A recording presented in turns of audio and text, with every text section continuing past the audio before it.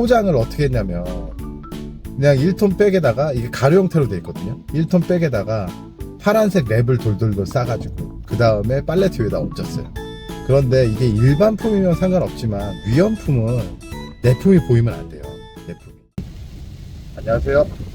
40대 평범한 중년 남자 아빠, 그리고 열심히 살려고 노력하는 그런 사람입니다. 저는 항상 말씀드렸지만 일산에서 서울로 출퇴근, 이제 오늘은 출근이죠. 출근하는 중인데, 와, 오늘 비가 장난이 아니에요. 오늘 비 많이 내리네요. 근데 예전에도 한번 말씀드렸는데, 비 오는 게 싫더라고요. 예전에는 흐린 날씨도 좋고 그랬는데, 뭐 마음에 여유가 없어서 그런 건지 모르겠으나 그 예전에 그런 생각도 했거든요. 이렇게 비 내릴 때 집에서 이렇게 비 내리는 소리 듣고 있으면 좋고 그랬는데, 요새는 그냥 쨍쨍한 게 좋아요. 쨍쨍. 요새는 좀 어떠세요? 저는 이제 40살 후반이 되니까 뭔가 많은 게 불안한 것 같아요. 그냥 앞으로의 미래에 대해서, 그리고 점점 자라나는 내 자식들을 보면서, 그리고 점점 늙어가는 저희 부모님을 보면서 뭐 이런저런 걱정들이 많아지는 그런 나이인 것 같아요. 그래서 그 중에서도 가장 문제가 그거겠죠. 뭘 먹고 살아야 되나. 뭐 여러분도 똑같다고 생각이 들어요. 저는 진짜 지극히 평범한 회사원이고요. 20년 정도 포워딩, 물류업체에서 어떻게 해서든 꾸역꾸역 밥 먹고 살고 있는 그런 하루 벌어 하루 먹고 사는 직장인입니다. 제가 이제 뭐 이것저것 하다가 무역에 대한 거 이렇게 좀 썰 풀어드리고 뭐 그러고 있는데, 저도 이제 뭐 이것저것 많이 해봤다고 말씀드렸듯이 그 소피 아시죠? 소피. 하루는 그 유튜브를 보는데 나이 지긋이 드신 분이 나오셔서 나는 이렇게 뭐 소피로 이렇게 하루에 뭐 몇 시간 해가지고 소싱 해가지고 돈을 엄청 벌고 있어요 라고 이렇게 찍으셨더라고요. 네, 그것들을 많이 보고 나서 이거 괜찮은데 한번 해볼까 라고 생각을 해가지고 저도 이제 소피를 한 2개월 전, 3개월 전인가 해봤어요. 근데 해봤는데 와, 쉽지 않더라고요. 소피라는 게. 뭐 물론 돈이 들어가는 건 아니죠. 우선 거기에 뭐 시간과 내 노력을 갈아 넣었으니까. 저는 이제 뭐 어떤 거를 하려고 하면 요새는 이것저것 많이 하려고 시도는 해보긴 하는데, 무조건 그 생각해요. 움직여 봐야 그 다음에 알 수 있으니까 움직이자. 무조건 행동하자. 움직이자가 아니라 무조건 먼저 해보자. 무조건 해보고 그 다음에 안 되면 마는 거지 라는 생각을 하는데, 그래서 그런지 되도록이면 소자본으로 할 수 있는 거, 그런 걸 많이 시도를 해보고 있거든요. 소피를 해봤는데, 해보니까 이제 뭐 물론 능력 좋으신 분들은 거기서 돈 많이 버시는 분도 있고 하니까, 그런 분들은 당연히 뭔가 저보다는 뭔가 다른 게 있겠죠. 저의 그 경험을 바탕으로 말씀드리는 거예요. 소피, 저는 우선은 안 됐던 이유가, 첫 번째, 거기서 보시면 막 다이소 제품들 갖다가 어떻게 파실지는 모르겠는데, 다이소 제품들 뭐 하루하루 가서 소싱 해가지고 그거 올려가지고 막 파시더라고요. 다이소가 이제 하나의 브랜드가 됐다 뭐 그렇게 말씀해 주시면서, 그게 이해가 안 가더라고요. 이게 제가 직접 해보니까 그 수수료가 엄청 많이 붙어요, 소피에. 그러니까 예를 들자면 소피에서도 수수료를 떼어가고, 그리고 카드 결제하는데도 수수료를 떼어가고, 그리고 거기에 이제 배송비도 든단 말이죠. 그럼 1,000원짜리가 거의 뭐 제가 이제 가격 산출을 잘못해서 그럴 수도 있거든요. 1,000원짜리가 한 4,000~5,000원은 해야 이게 남는 게 아니에요. 4,000~5,000원은 해야 똔똔은 볼 수 있겠더라고요. 그러면 소피에 보면 진짜 싸게 파시는 분들 많거든요. 진짜 올려놓은 거 보면. 그럼 저는 가격이 안 맞아요. 그리고 두 번째, 이 소피 이제 내 상점을 만들어 놨단 말이에요. 오지를 않아요, 사람들이. 방문을 안 해요, 방문을. 아니 뭐 사람들이 들어와서 아 이런 거 저런 거 파는구나 라고 하면서 이제 방문을 해야 되는데, 제가 이제 어떤 상품을 올려놨냐면 먹는 거 있잖아요. 그거 잘 팔리더라고요. 미숫가루 이렇게 타먹는 거 비슷한 거 있잖아요. 스틱으로 돼 있는 거. 호두 갈아서 넣어 있고 뭐 차 종류 뭐 그런 거 엄청 잘 팔리더라고요. 그래서 그런 거를 올려놔 봤어요. 한 상품 한 4-5개 올려놔 봤는데 안 들어와요, 사람들이. 진짜. 아니 어떻게 그렇게, 그것도 SNS를 해야 되는 건가? 뭐 어떻게 광고를 하셔서 그렇게 했는지 모르겠으나 저는 안 들어와요, 저는. 우선은 제가 봤을 때는 광고가 좀 중요한 것 같고, 그렇게 해서 뭐 소피 문을 닫았죠. 닫은 건 아니고 안 하죠, 지금. 뭐 닫고 말고 뭐 그게 있습니까? 근데 이제 그렇게 해서 제 경험상은 그렇습니다. 근데 하지만 이제 말씀드렸잖아요. 행동은 해봐야 돼요. 인터넷 봤더니 이거 안 될 것 같은데? 그러면서 그냥 안 하는 것보다는, 옛날에 제가 이거를 영상을 좀 찍기 시작했으면 그 소피 하는 거를 좀 한 3달 전에 했으니까 같이 여기다 올려놓고 했으면 좋았을 텐데, 막 그때 막 마트 여기저기 막 다니고 막 그랬거든요. 근데 모르겠어요. 제가 생각하기로는 소피가 너무 가격이 이제 다운이 돼 있고, 거기에 소피에서도 너무 많이 가져가, 이것저것. 그러니까 물론 이건 저만의 생각이에요, 저만의.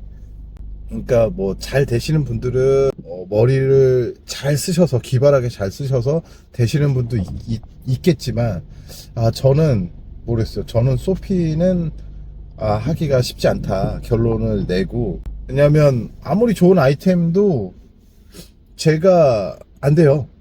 왜냐하면 똑같은 거죠. 뭐 우리나라에다가 쿠팡에다가 올렸는데 사람들이 내 제품을 봐야지, 그래야 뭔가 팔 거 아니에요.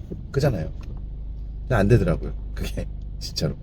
그 소피는 그렇게 해서 정리를 했는데, 뭐 이렇게 행동을 해보고 싶은 분들은 한 번쯤 해봐도 괜찮다고 생각해요.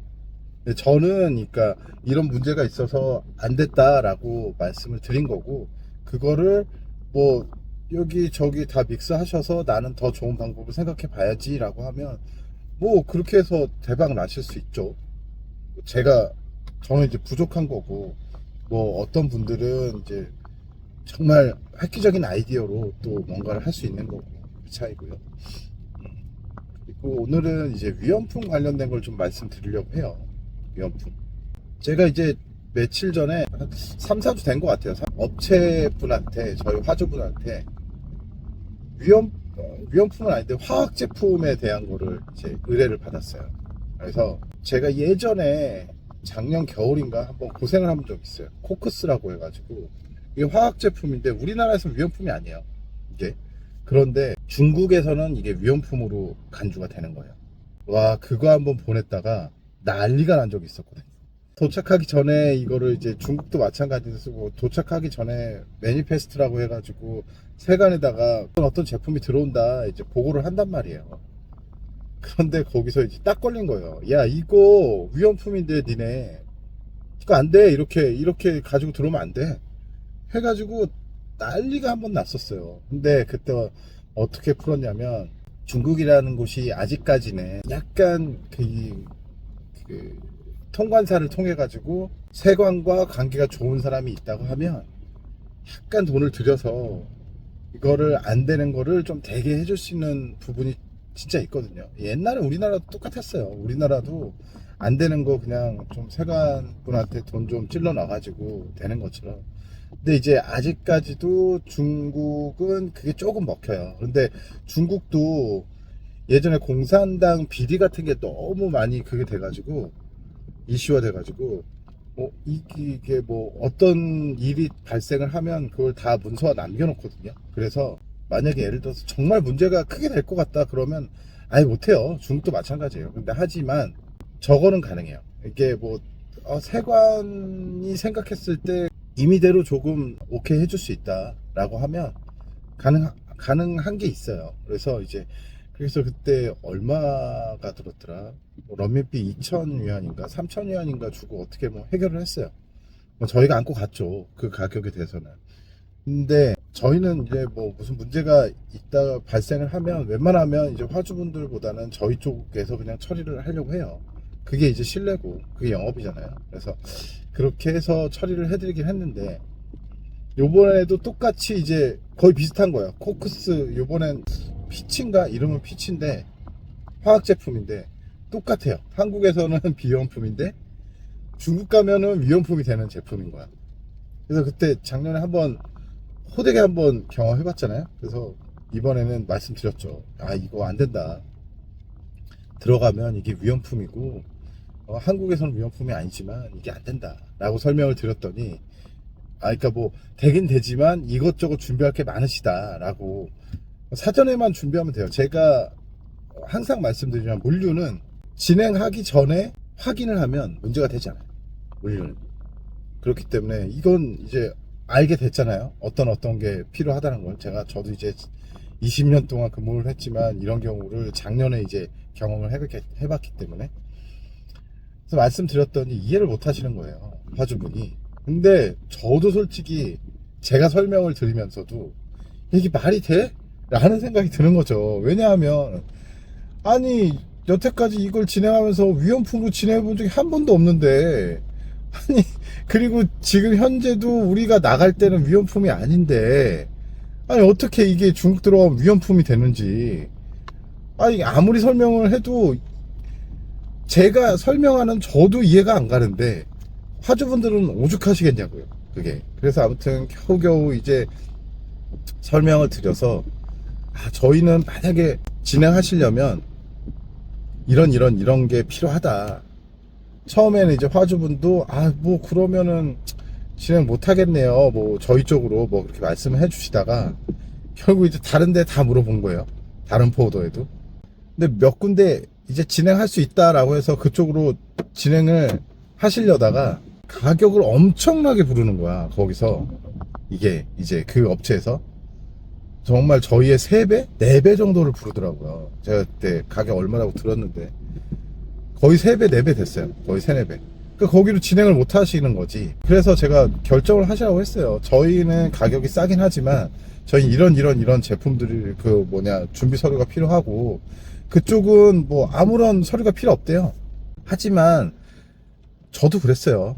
작년 겨울인가 뭐 가을일쯤에 그 진행할 때 문제 없다고 그랬어요. 저도 문제 없다고 그랬어요. 그분도 모르시는 거야. 그 포워더도 이게 들어가면 어떻게 진행이 돼야 되는지 모르시는 거죠, 진짜로. 진행하는데 문제가 있다고 하니까 조금 비싸게 받으시는 것 같아요, 그쪽에서. 근데 아무튼 그렇게 해서 이제 저희 쪽으로 이제 다시 하시기로 결정이 나서, 거기서 또 문제가 있는 거야. 뭐냐, 사진 제가 올려드릴 건데, 그냥 포장을 어떻게 했냐면, 그냥 1톤 백에다가, 이게 가루 형태로 돼 있거든요. 1톤 백에다가 파란색 랩을 돌돌돌 싸가지고 그 다음에 팔레트 위에다 얹었어요. 그런데 이게 일반품이면 상관없지만 위험품은 내품이 보이면 안 돼요. 내품이. 그러면 최소한 박스라든지 아니면 뭐 댕고라 박스라든지 플라스틱 뭐 그렇게 된 박스라든지 이렇게 해서 그 안에 있는 걸 안 보이게 해야 되거든요.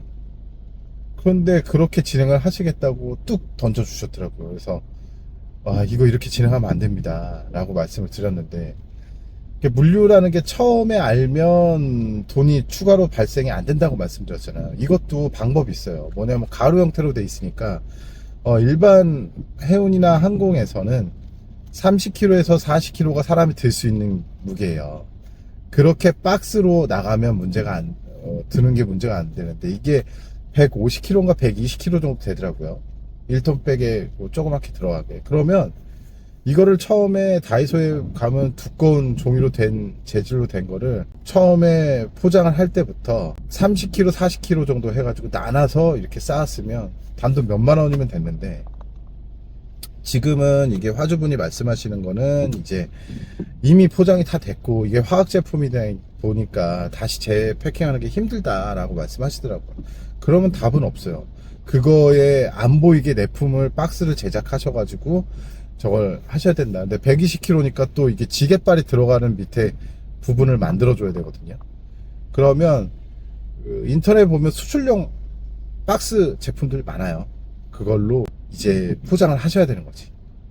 그 제가 남겨놓긴 하겠지만, 그러면 그게 벌써 7만 원이에요. 그게 뭐 7, 8만 원. 그러고 나면은 벌써 몇만 원이면 끝날 수 있는 게 거의 한 10만 원 돈 들 거란 말이에요. 이것저것. 왜냐하면 안에 또 이제 랩핑 다시 해야 되고, 뭐 물류라는 게 처음에 뭔가를 꼼꼼하게 확인하시고 그 다음에 진행하면 추가로 발생되는 비용들이 별로 없어요. 근데 이제 처음부터 그걸 하기가 쉽지가 않아요. 이게 일반 진행하시는 분들은. 그러면 제일 좋은 거는 포워딩하고 항상 이렇게 좀 많이 교류를 하시는 게 좋아요. 물류업체랑, 아, 내가 이렇게 할 건데 이렇게 하면 될까요? 저렇게 하면 될까요? 귀찮더라도 그쪽에서 뭐 귀찮으면 어쩔 수 없지만 포워딩 쪽에다가 이것저것 물어보셔가지고 최대한 그렇게 진행하시는 게 정답이고요. 그리고 위험품은 MSDS가 좀 있어야 되거든요. MSDS 성분 분석표가 있어야 되는데, 저도 아직까지는 위험품을 이렇게 많이 해본 건 아니지만, 제가 예전에 이제 제 경험이 뭐 20년 정도 있으니까 많이 안 해봤다고는 하지만 그래도 꽤 해보긴 했어요. 근데 위험품, 일반 분들이 위험품이다 아니다 이거를 확인하는 게 좀 어렵게 생각하시는 분들이 많더라고요. 그러면 위험품은 다른 거 없어요. MSDS 상 성분 분석표예요. 성분 분석표. 이거는 제조사는 무조건 다 있어야 돼요. 무조건. 화학 제품, 뭐 폭발물, 뭐 이런 것들은, 화장품, 뭐 이런 것들은 다 MSDS라는 게 있어요. 제조사들은. 그러면 다른 거 필요 없어요. 그 MSDS 딱 받으셔가지고 쭉 내리시다 보면 14번에 거기에 UN 넘버하고 클래스 넘버하고 이게 적혀져 있거든요. 그것만 확인하세요.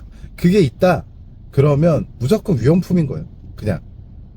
그게 그런데 거기에 난디지 뭐 이런 식으로 위험하지 않다라는 식으로 표기가 돼 있잖아요. 그러면 그건 위험품이 아니에요. 하지만 어떤 제품은 지금 말씀드렸듯이 위험품은 아니지만 위험품으로 간주해서 또 위험품으로 될 수도 있지만, 그런 경우에 제품들은 거의 없어요. 없다고 생각하시면 돼요. 그냥 MSDS를 확인하면 내가 위험품인지 아닌지 내 자체적으로 판단이 가능한 게, 첫 번째 판단이 가능한 게 MSDS예요. 그러니까 위험품을 진행하실 때는 꼭 그 MSDS를 확인하셔가지고 진행하시면 돼요.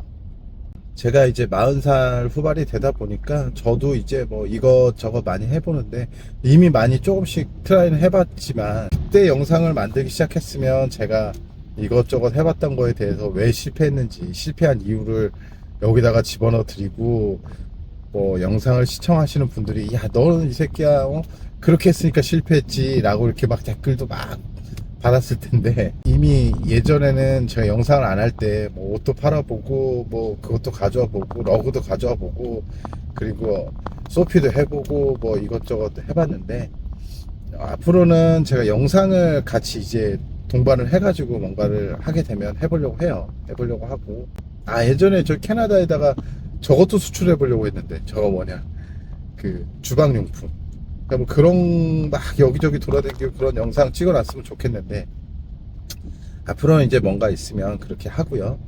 이렇게 길고 지루한 영상 봐줘서 정말 감사하고요. 조금이라도 도움이 되셨다면 구독과 좋아요 부탁드리겠습니다. 감사합니다.